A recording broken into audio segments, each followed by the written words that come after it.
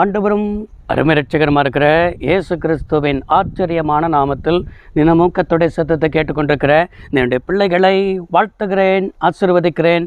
நீங்கள் ஆசீர்வதிக்கப்பட்டவர்கள். இந்த நாளிலும் கூட கர்த்தர் உங்களை பார்த்து தீர்க்க தரிசனமாய் சொல்கிற ஒரு வார்த்தை, கொஞ்சம் பொறுமையாக இருங்கள்னு ஆண்டவர் சொல்லுகிறார். எந்த காரியத்துக்கு நம்ம அவசரப்பட்டு கொண்டிருக்கிறோமோ, அவசரப்பட்டு கொண்டிருக்கிற காரியத்துக்கு தான் கர்த்தர் சொல்கிற ஒரு வார்த்தை, கொஞ்சம் பொறுமையாக இருங்க அப்படின்னு சொல்லி ஆண்டவர் உங்களை பார்த்து தான் கர்த்தர் சொல்கிறார். சங்கீதக்காரனாகிய தாவீது 40ஆம் சங்கீதம் 1வது வசனத்தில் இவ்வாறாய் பார்க்க முடிகிறது. நான் கர்த்தருக்காக பொறுமையாய் காத்திருந்தேன், அவர் என்னிடமாய் சாய்ந்து என் கூப்பிடுதலின் சத்தத்தை கேட்டார் என்று என்ன செய்யப்பட்டிருக்கிறது, எழுதப்பட்டிருக்கிறதை நன்றாய் பார்க்க முடிகிறது. நான் கர்த்தருக்காக பொறுமையுடன் காத்திருந்தேன் என்று எழுதுகிறான். நாம் எந்த காரியத்திற்கு அவசரப்பட்டு கொண்டிருக்கிறோமோ, எனக்கு இவங்க தீங்கு செஞ்சிட்டாங்களே, தீமை நினச்சிட்டாங்களே, இவங்கள் நிமித்தமாக எனக்கு இப்படி என்ன செஞ்சிருச்சுன்னு சொன்னால் நடந்துருச்சே என்று சொல்லி ஏதோ ஒரு காரியத்தை நிமித்தம் நீங்கள் உங்களுக்குள்ளே புலம்பிக் கொண்டிருக்கிறீங்க.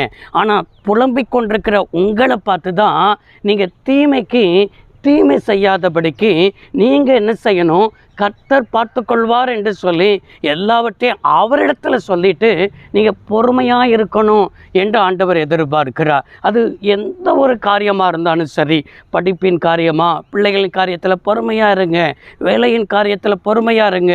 அது மாத்திரமல்ல, உங்களுடைய குடும்பத்தில் கணவன் மனைவி எடுக்கிறதான எந்த ஒரு தீர்மானத்தின் காரியத்தில் பொறுமையாக இருங்க. எந்த ஒரு காரியத்திலும் தேவ சமூகத்தில் நீங்கள் பொறுமையாக இருக்கும் பொழுது கர்த்தர் உங்களிடத்தில் சாய்ந்து உங்களை கூப்பிடலின் சத்தத்திற்கு என்ன செய்வார்னா, அவர் செவி கொடுக்கிற ஒரு நல்ல தேவன் இருக்கிறார். நீங்கள் என்ன செய்யணும், கர்த்தர் செய்ய வேண்டியதை கர்த்தர் செய்யணுமே தவிர நீங்கள் கர்த்தர் செய்ய வேண்டியதை நீங்கள் கையில் எடுக்கக்கூடாது.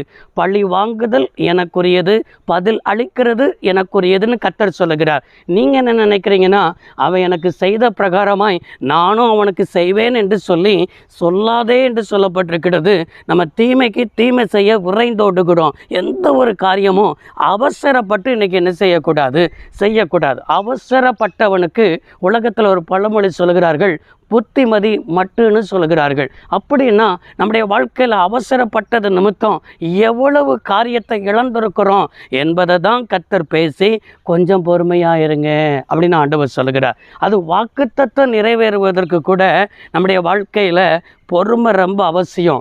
ஆசீர்வாதத்தை பெற்றுக்கொள்வதற்கு பொறுமை ரொம்ப அவசியம். அப்போ எந்த ஒரு காரியத்தையும் பெற்றுக்கொள்வதற்கு நம்ம பொறுமையோடு, 2வது விசுவாசத்தோடு, 3வது நம்ம என்ன செய்யணும், ஆண்டவர் எனக்கு செய்கிற வரைக்கும் நீடிய பொறுமையாய் காத்திருக்க வேண்டும். இன்றைக்கி சிலருக்கு கொஞ்சம் தாமதம் ஆயிடுச்சுன்னா, இவ்வளவு நாள் காத்திருந்துட்டேனே என்ன நினைப்பாங்க. ஆனால் ஆண்டவர் நம்மிடத்தில் எதிர்பார்க்கிறது என்ன, நீடிய பொறுமையாய் காத்திருக்கும் பொழுது நிச்சயமாய் உங்களுக்குரிய காரியத்தை ஆண்டவர் உங்களுக்கு தந்து உங்களை ஆசீர்வதிக்கிற ஒரு நல்ல தேவன் இருக்கிறார். அவசரப்படாதீங்க.